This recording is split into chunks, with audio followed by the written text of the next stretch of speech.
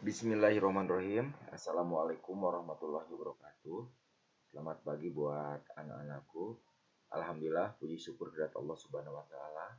Pada kesempatan ini kita bisa berkumpul dalam pembelajaran bahasa Indonesia. Anak-anak yang tercintai, pada kesempatan ini alhamdulillah kita sudah bisa bertemu kembali setelah beres PTS. Hari ini kita Yanda akan memberikan tugas tentang materi menyusun cerita inspiratif. Sebelum PTS kemarin sudah menjelaskan tentang materi menyusun cerita inspiratif. Dan pada hari ini, anak-anak mohon diperhatikan tugas yang anak-anak lakukan. Tugas buat anak-anak yaitu mengidentifikasi cerita inspiratif. Yang pertama, anak semuanya silakan dibuka buku halaman 149 sampai 151, dibaca dan resapi makna cerita tersebut. Dibaca dulu di halaman 149 sampai 151. Setelah itu tugas yang kedua yaitu pertanyaan dari cerita, bacaan dan resapi makna cerita. Nanti pertanyaannya identifikasi kegiatan 2 yaitu halaman 151. Jadi ceritanya pada halaman 149 sampai 151, tugasnya yaitu mengerjakan pada kegiatan 2 yaitu halaman 151 gitu ya. Anak-anak yang Yara cintai, yang berikutnya yaitu menyimpulkan informasi cerita inspiratif. Nah, menyimpulkan informasi cerita inspiratif, tugasnya yaitu hanya menyimpulkan struktur cerita. Itu buka halaman 152. Simpulkan buat anak semuanya.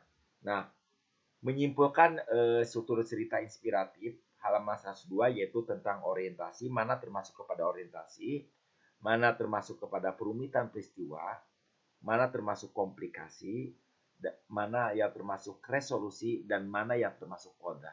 Jadi, pada halaman 152, anak-anak menyimpulkan struktur cerita.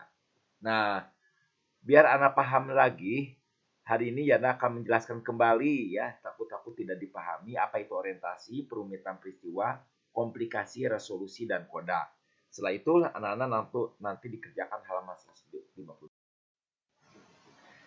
Anak-anak sekalian, kita bahas kembali struktur teks cerita inspiratif atau bagian daripada struktur cerita inspiratif. Yang pertama yaitu orientasi. Nah, orientasi di sini yaitu biasanya bagian perkenalan yang di dalamnya yaitu memperkenalkan bagian-bagian. Bisa memperkenalkan tentang latar tempat, latar waktu, atau memperkenalkan temanya atau memperkenalkan ceritanya. Itu pokoknya orientasi itu termasuk kepada pendahuluan. Yang berikutnya yaitu anak sekalian yaitu interpretasi bagian, yaitu perenungan dari peristiwa yang ada di dalamnya ya. Jadi perenungan. Yang berikutnya yaitu anak sekalian insiden. Insiden di sini itu bagian yang menceritakan peristiwa atau kerja yang ada di dalam tokoh. Itu hampir sama yang tadi ya. Hampir sama. Yang berikutnya yaitu tentang resolusi. Nah, untuk resolusi yaitu tahap penyelesaian masalah.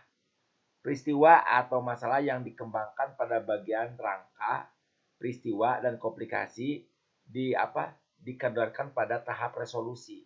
Jadi orientasi. Nah, insiden itu resolusi ya.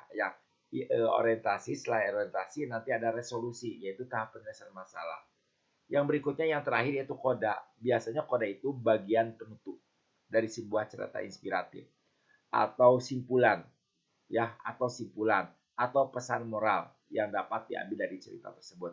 Jadi tadi hampir sama, orientasi, interpretasi bagian, insiden atau resolusi. Hampir sama dengan tadi ya ceritanya. Boleh anak-anak semuanya menggunakan orientasi, interpretasi bagian, insiden atau resolusi, dan terakhir koda atau sesuai dengan buku yang tadi. Itu hampir sama ceritanya. Jadi sekali lagi struktur cerita seperti ini, orientasi, insiden dulu. Insiden itu ada permasalahan, perenungan dari peristiwa yang dialami, direnungkan apa yang yang tertera. Yang berikutnya yaitu interpretasi. Interpretasi di sini yaitu perundungan, maaf. Kalau insiden bagian yang menceritakan peristiwa, jadi tokoh dialami tokohnya, jadi ceritakan tokoh, misalkan tokohnya apa dan sebagainya, itu menceritakan. Yang ketiga interpretasi, yaitu perenungan dari peristiwa yang dialami, peristiwanya, ya, peristiwa kejadiannya. Yang berikutnya resolusi. Resolusi mah tahap penyelesaian masalah, yaitu tahap penyelesaian daripada insiden.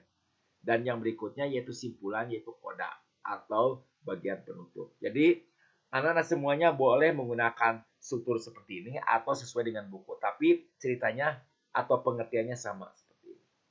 Ya, sekali lagi kerjakan pada buku paket, silakan ditulis, setelah beres ditulis ditandatangan sama orang tua, ya. Ditandatangan sama orang tua, nanti kalian dikumpulkan atau dikumpulkan atau melalui PC ke Yanda. Setelah itu baru di list. Jangan lupa perhatikan semuanya. Untuk nanti ujian praktik, alhamdulillah bahasa Indonesia sudah beres, yaitu waktu semester kemarin tentang pidato. Jadi anak-anak semuanya sudah cukup, ujian praktiknya sudah beres semuanya. Tinggal UASnya. UASnya insya Allah nanti sama Yanda akan diberikan kisi-kisi buat anak semuanya. Yang penting anak-anak semuanya jaga kesehatan, insya Allah nilai ditanggung oleh Yanda semuanya. Sukses buat anak semuanya. Terima kasih. Assalamualaikum warahmatullahi wabarakatuh.